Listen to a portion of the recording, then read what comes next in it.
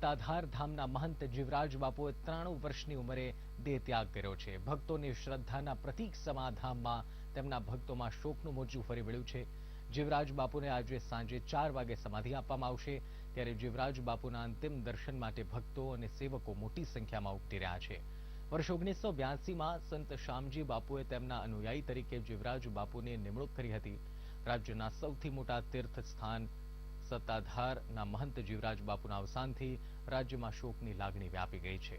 જીવરાજ બાપુ સત્તાધારના 7મા મહંત હતા. છેલ્લા થોડાક સમયથી જીવરાજ બાપુને શ્વાસ લેવામાં તકલીફ થઈ હતી.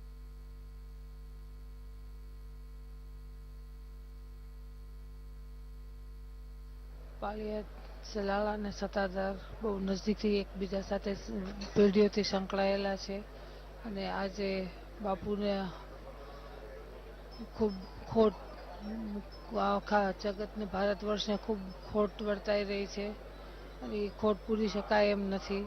કાયમને માટે દાન દક્ષિણા આપે, ગરીબ ગુદાર હોય, બ્રાહ્મણ હોય, ભિક્ષુક હોય, કોઈ પણ આપે તો જાતિવાદ નાત જાતના ભેદભાવ વગર આ મહાપુરુષ ગરીબોને હંમેશા દાન આપતા, જેને અહીંયા ભેટ પૂજાની પ્રથા કહેવાય, ભેટ આપવાની અવિરત કરતા.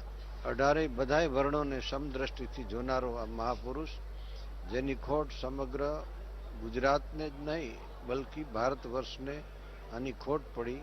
પણ આજે એક આ જગ્યામાં આવા એક પવિત્ર સંત, યુગના કોઈ એક સંત હોય એવા યુગ સંત એટલે પૂજ્ય જીવરાજ બાપુ, આજે એમના જવાથી અમારા સાધુ સમાજને ખૂબ મોટી ખોટ પડી છે. પણ સત્ય, નિર્વાસનિક જીવન, એમનું જીવન એ પ્રેરણારૂપ જીવન, આટલા પવિત્ર સંત અમારા સમાજ માટે બહુ મોટું ગૌરવ છે અને એમની આ ખોટ આ સમાજ ક્યારેય ન પૂરી શકે.